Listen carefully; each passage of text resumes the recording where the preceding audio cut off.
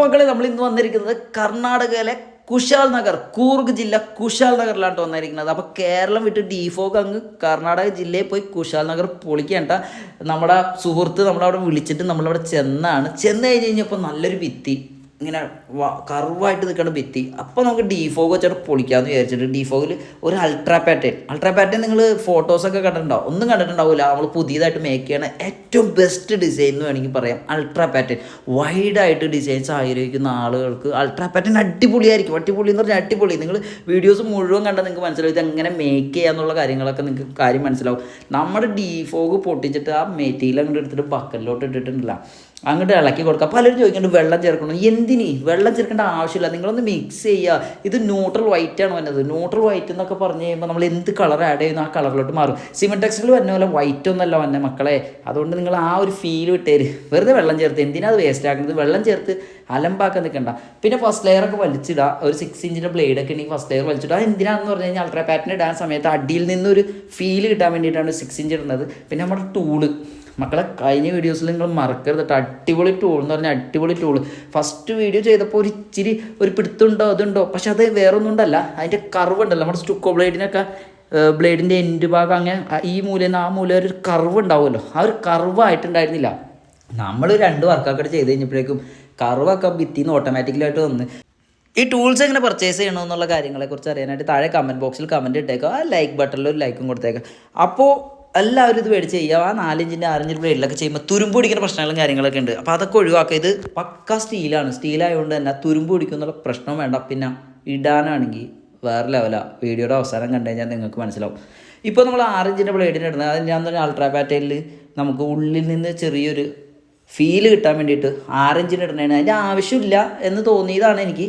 കാരണം എന്താണെന്ന് പറഞ്ഞു കഴിഞ്ഞാൽ നമ്മുടെ ടൂൾസിന് തന്നെ ഇട്ടാലും ഇച്ചിരി വലിയ ഫോഗ് കിട്ടും. അപ്പോൾ ഒരു ഇച്ചിരി ഫോഗ് വലിയ രീതിയിൽ കിട്ടാതെ ഇച്ചിരി ചെറുതായിക്കോട്ടെ എന്ന് വിചാരിച്ചിട്ട് ഒരു ഡബിൾ ഷെയ്ഡിന് വേണ്ടിയിട്ട് ചെയ്തതാണ്.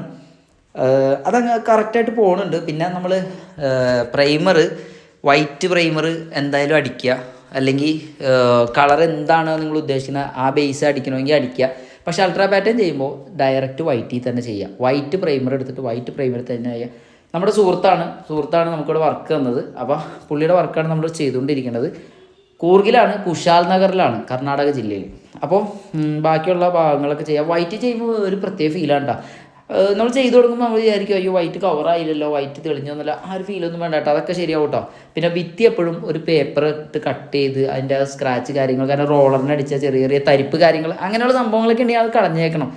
അല്ലാതെ വെറുതെ കയറി ഇട്ട് കഴിഞ്ഞാൽ സ്ക്രാച്ചസും വരകളും കാര്യങ്ങളും വീഴും. പിന്നെ ആ വരകൾ അവിടെ കിടന്ന് വൃത്തികേടായിട്ട് നിൽക്കും. അപ്പോൾ അതൊക്കെ ശ്രദ്ധിക്കുക. ഒരു വർക്ക് ചെയ്യുമ്പോൾ അതിൻ്റേതായ നീറ്റ്നെസ്സിൽ ചെയ്തു പോവുക ഓരോ പണികളും. പിന്നെ പലരും ചോദിക്കേണ്ട ഈ മെറ്റീരിയൽസ് ഫസ്റ്റ് കോട്ട് ഇട്ട് പേപ്പർ ഒടിച്ച്, സെക്കൻഡ് കോട്ട് ഇട്ട് പേപ്പർ ഒടിച്ച്, തേർഡ് കോട്ട് ഇട്ട് പേപ്പർ ഒടിച്ച്, അതിനൊന്നും ആവശ്യമില്ല കേട്ടോ. ഈ മെറ്റീരിയൽ പേപ്പർ ഒടിക്കേണ്ട ആവശ്യമില്ല. നിങ്ങൾ ഈ മെറ്റീരിയൽ വലിച്ചിടുക, ഡ്രൈ ആവുന്നതിനും തൊട്ട് മുന്നേ നിങ്ങൾ ആ കൈ വെച്ചൊന്ന് തുടച്ചളയുക. കംപ്ലീറ്റ് കരട് അതിൽ നിന്ന് പോകും. അത്രയും ചെയ്താൽ മതി. ചിലർ 2000-ൻ്റെ പേപ്പറൊക്കെ ഇട്ട് വരച്ച് സ്റ്റുക്കോ മാർബിൾ പോലെയൊക്കെ തിളക്കിയൊക്കെ വെച്ചിട്ടുണ്ട്. അതിനൊന്നും ആവശ്യമില്ല കേട്ടോ. പേപ്പർ പിടിക്കേണ്ട കാര്യം ഇതിന് വരുന്നില്ല. പിന്നെ വാക്സ് അടിക്കുന്ന കാര്യം പറഞ്ഞിട്ടുണ്ടായിരുന്നു. വാക്സ് അടിക്കുന്നത് സ്റ്റെയർ കേസ് വാള്, കൈ എപ്പോഴും ടച്ചിങ് തന്നെ വാളുകളിലൊക്കെ ഇൻറ്റീരിയലാണെങ്കിൽ വാക്സ് നിർബന്ധമായിട്ട് അടിക്കണം. കാരണം നമ്മൾ ഫുഡൊക്കെ കഴിച്ചിട്ടും അല്ലെങ്കിൽ പല കാര്യങ്ങളും ചെയ്തിട്ടും വാളിലിങ്ങനെ ടച്ച് ചെയ്തു പോകും. അപ്പോൾ ആ അഴുക്കൊക്കെ അവിടെ പിടിച്ചിരിക്കും. അപ്പോൾ അത് പിടിച്ചിരിക്കാൻ വേണ്ടിയിട്ട് ഈ വാക്സ് അടിക്കുന്നത് നല്ലതാണ് കേട്ടോ, ഇൻറ്റീരിയറിലാണെങ്കിലും. അപ്പോൾ നിങ്ങൾ അതൊന്ന് ശ്രദ്ധിച്ചേക്കണം. ഇനി ഇൻറ്റീരിയറിൽ വാക്സ് അടിക്കേണ്ട എന്ന് വിചാരിച്ചുകൊണ്ട് സ്റ്റെയർ കേസിലൊന്നും വാക്സ് അടിക്കാതിരിക്കരുത്. വാക്സ് നിർബന്ധമായിട്ട് അടിക്കുക. അപ്പോൾ ഫസ്റ്റ് ലെയറൊക്കെ കഴിഞ്ഞു, സെക്കൻഡ് ലെയർ കഴിഞ്ഞു, തേർഡ് ലെയർ ഞാൻ അങ്ങോട്ട് കയറിയിട്ടുണ്ട്. നമ്മുടെ ടൂൾസായിട്ടാണ് കയറുന്നത്. ഭയങ്കര രസമുണ്ട് ടൂൾസിലിടാനായിട്ട്. സമയം പെട്ടെന്ന് പണികൾ തീർന്ന് പെട്ടെന്ന് അങ്ങോട്ട് പോകും കേട്ടോ. അടിപൊളി. പാറ്റേൺ വിസിബിലിറ്റി എന്ന് പറഞ്ഞു കഴിഞ്ഞാൽ ഒരു രക്ഷയില്ല. നമ്മൾ മൊബൈലിൽ കൂടി ഒരു വീഡിയോ എടുക്കണ പോലെ അല്ല കേട്ടോ, ലൈവ് കാണണം. ലൈവ് അടിപൊളിയാണ്. ഞാൻ ഈ കർണാടക ജില്ലയിൽ കുശാൽ നഗറിൽ അദ്ദേഹം വിളിച്ചിട്ട് പോയതാണ്. പുള്ളിയുടെ നമ്പർ ഞാൻ ഡിസ്ക്രിപ്ഷനിൽ കൊടുത്തേക്കാം. ആർക്കെങ്കിലും സംശയം ഉണ്ടെങ്കിൽ വിളിച്ചിട്ട് ചോദിക്കുക വർക്ക് എങ്ങനെ ഉണ്ടായിരുന്നു, കാര്യങ്ങൾ എങ്ങനെ ഉണ്ടായിരുന്നു, ധൈര്യമായിട്ട് വിളിച്ച് ചോദിക്കുക. പുള്ളി വർക്ക് ചെയ്യാൻ മെറ്റീരിയലിന് വേണ്ടി വിളിച്ചതാണ്. പിന്നെ സംസാരിച്ച് നമ്മൾ ചെന്നൊന്ന് ചെയ്തു കൊടുത്താൽ നല്ലതായിരുന്നു, അവർക്ക് പഠിക്കാനും കൂടി പറ്റുമെന്ന് പറഞ്ഞു കഴിഞ്ഞപ്പോൾ പിന്നെ ഞാൻ കുറേ നാളായി വിളിക്കുന്നത്. കഴിഞ്ഞ വർക്കിന് പോകാൻ പറ്റിയില്ല. അപ്പോൾ പിന്നെ ഈ വർക്കിന് ഞങ്ങളവിടെ ചെന്നു. നല്ല ടൂറിസം മേഖലയാണ്, അടിപൊളി. അപ്പോൾ നമ്മൾ ഇടുമ്പോൾ നിങ്ങൾ വളരെ ശ്രദ്ധിക്കുക. മേളിൽ നിന്ന് താഴേക്ക്, താഴേന്ന് മേളിലോട്ട്, അങ്ങനെ പല ആംഗിളിൽ വലിച്ചിടാൻ ശ്രമിക്കുക. അപ്പോഴാണ് ആ ഫോഗ് ഡിസൈൻസ് വരുള്ളൂ. മക്കളെ ഇത് സിമെൻറ്റ് ടെക്സ്റ്റർ അല്ല. പല ആൾക്കാരും പറയേണ്ടത് ഇത് സിമെൻറ്റ് ടെക്സ്റ്റർ തന്നെയാണ്, ഡിഫോ എന്നുള്ള പേരിട്ടിട്ടുള്ളൂ. ഈ പറയുന്ന ആൾക്കാരോട് ഞാൻ എന്ത് പറയുമെന്ന് എനിക്കറിയാൻ പാടില്ല. പക്ഷെ ഇത് കൊണ്ടുപോയി ചെയ്ത ആളുകൾക്കറിയാം ഇത് എന്ത് ഡിസൈനാണ്, എന്ത് മെറ്റീരിയലാണ്, ഇതിൻ്റെ ഫീൽ എങ്ങനെയാണെന്നുള്ളത്. എടുത്തവർ കൂട്ടി എടുക്കണേ. അപ്പോൾ അത്രത്തോളം നല്ല മെറ്റീരിയൽ അല്ലെങ്കിൽ ഈ പ്രൊഡക്റ്റ് ആരും എടുക്കില്ല. അപ്പോൾ സിമൻ ടെക്സ്റ്റൈലിൽ നിൽക്കുന്ന ആളുകളോട് എനിക്ക് പറയാനുള്ളത്, അപ്ഡേറ്റ് ആഗ്രഹിക്കുന്നവർ എന്നും അപ്ഡേറ്റിലോട്ട് മാറും, അല്ലാത്ത ആളുകൾ ഒന്നിൽ തന്നെ പിടിച്ച് നിൽക്കും. അപ്പോൾ അവരതിൽ തന്നെ നിൽക്കുക, നിങ്ങളങ്ങനെ വിചാരിച്ചിരിക്കുക, നമ്മൾ വർക്കായിട്ട് മുന്നോട്ട് പോയിക്കൊണ്ടേയിരിക്കും. അപ്പോൾ വർക്കൊക്കെ അത്യാവശ്യം കഴിഞ്ഞിട്ടുണ്ട് കേട്ടോ. നമ്മൾ ആ കളവും കൂടി ചെയ്ത് കഴിഞ്ഞാൽ വേറെ ലെവലായി. ഭിത്തിയുടെ പരിപാടി കഴിഞ്ഞു, ഒന്ന് വലിയാനുണ്ട്. നമുക്ക് നല്ല ടൈം കിട്ടും. ടൈം കിട്ടുന്നതുകൊണ്ട് തന്നെ ജോയിൻ്റ് ഉണ്ടാവില്ല.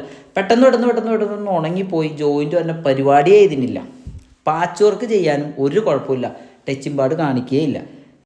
അപ്പോൾ ഏകദേശം രാത്രിയൊക്കെ ആയി, വർക്കും കാര്യങ്ങളൊക്കെ ആയി. അപ്പോൾ രാത്രിയൊക്കെ ആയി, തേർഡ് ലെയറൊക്കെ ഇട്ട് കഴിഞ്ഞപ്പോഴേക്ക് രാത്രിയായി.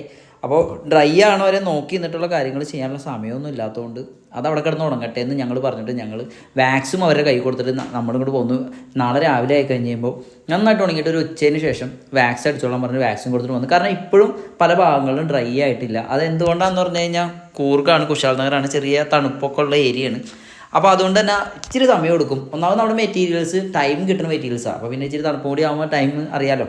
അപ്പോൾ അവിടെ കിടന്ന് ഉണങ്ങട്ടെ എന്ന് വിചാരിച്ചിട്ട് നമ്മൾ അവർക്ക് വാക്സിൻ കാര്യങ്ങളൊക്കെ കൊടുത്തിട്ട് പോകുന്നു. വാക്സിൻ നിർബന്ധമായിട്ട് അടിക്കണം, വാക്സിൻ എങ്ങനെ അടിക്കണ്ടേ എന്നുള്ള കാര്യങ്ങളൊക്കെ പറഞ്ഞു കൊടുത്തിട്ട് എല്ലാം സെറ്റാക്കിയിട്ട് പോകുന്നു. റൈറ്റ് സൈഡിലൊക്കെ അത്യാവശ്യം ഹീറ്റ് കണ്ടൻറ്റ് നേരത്തെ ഉണ്ടായതുകൊണ്ട് ഉണങ്ങി വരുന്നുള്ളൂ. പക്ഷേ ഉണങ്ങി വന്നിട്ട് ലാസ്റ്റ് വീഡിയോസ് എടുക്കാമെന്ന് പറഞ്ഞ് നിന്ന് കഴിഞ്ഞാൽ നമുക്ക് നാട്ടിലെത്താൻ പറ്റില്ല. രാത്രി പോരെയായിരുന്നു. പിന്നെ വെട്ടത്തിൻ്റെ കുറവുണ്ട്. നമ്മുടെ ഹാലജൻ്റെ വൈറ്റ് ലൈറ്റ് ഇട്ടിട്ടാണ് നമ്മൾ വർക്ക് ചെയ്തത്, കാര്യങ്ങളൊക്കെ ചെയ്തത്.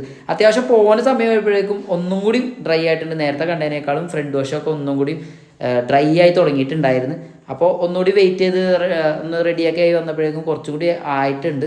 പക്ഷെ അങ്ങനെ എന്നാലും പൂർണ്ണമായിട്ട് ഉണങ്ങാനായിട്ട് പിറ്റേ ദിവസം എടുക്കും. കാരണം അവിടെ ഒരു തണുപ്പും മേഖല കാര്യങ്ങളൊക്കെ ഉള്ളതുകൊണ്ട്. അപ്പോൾ വർക്കൊക്കെ ഓക്കെ ആയി, കസ്റ്റമറൊക്കെ കണ്ട് ഇഷ്ടപ്പെട്ട് അടിപൊളിയായിട്ട് വന്നിട്ടുണ്ട്.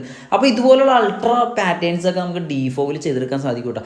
അതാണ് സിമൻ ടെക്സ്റ്ററും ഇതും തമ്മിലുള്ള പക്കായിട്ടുള്ള മാറ്റം. അതുകൊണ്ടാണ് ഞാൻ ഇതിൻ്റെ സിമൻ ടെക്സ്റ്റർ അല്ല എന്ന് പറഞ്ഞത്. അപ്പോൾ അവരെ കുറ്റം പറഞ്ഞിട്ട് കാര്യങ്ങളൊന്നുമില്ല. ജീവിതത്തിൽ സിമൻ ടെക്സ്റ്റർ മാത്രം കണ്ടിട്ടുള്ള അവരെ നമ്മൾ കുറ്റം പറയാൻ പാടില്ല. അപ്പോൾ മറ്റൊരു വീഡിയോസായിട്ട് വരുന്നവരെ ബൈ.